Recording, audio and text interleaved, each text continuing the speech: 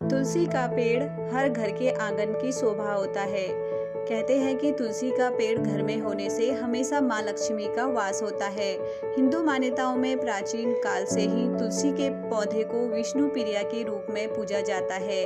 पौराणिक मान्यताओं के अनुसार वृंदा के रूप में तुलसी भगवान विष्णु की परम भक्त थी।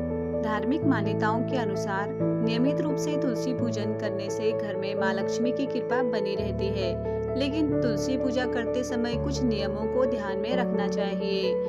माना जाता है कि यदि आप गलत तरह से पूजन करते हैं या पूजा करते समय कुछ गलतियां करते हैं तो आपको धन हानि का सामना करना पड़ सकता है।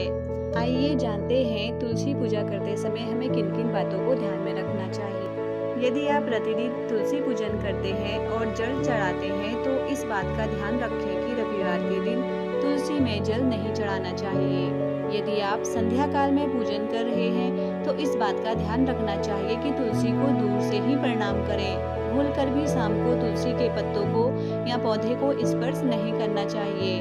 अक्सर हम लोग तुलसी में जब दीपक जलाते हैं तो आसन नहीं देते हैं, लेकिन तुलसी में दीपक जलाते समय अक्षत यानी चावलों का आसन देना चाहिए। अक्सर लोग तुलसी को चुनरी उड़ाने के बाद उसे बदलते नहीं हैं, लेकिन ऐसा नहीं करना चाहिए। अन्य देवी देवताओं की तरह तुलसी के वस्त्र को भी बदलते रहना चाहिए।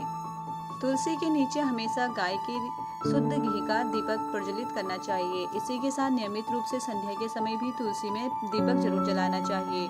तुलसी में दीपक जलाने के साथ ही तुलसी में जल अर्पित करके परिक्रमा अवश्य करनी चाहिए। तुलसी का पौधा गुरुवार के दिन लगाना चाहिए। इसी के साथ कार्तिक का महीना तुलसी लगाने के लिए बेहद शुभ माना गया है। तुलसी को घर में लगाने से नकारात्मक ऊर्जा का नाश होता है और सकारात्मक ऊर्जा बढ़ती है। अगर आपको यह वीडियो पसंद आई तो प्लीज़ मेरे चैनल को सब्सक्राइब कीजिए। Thank you.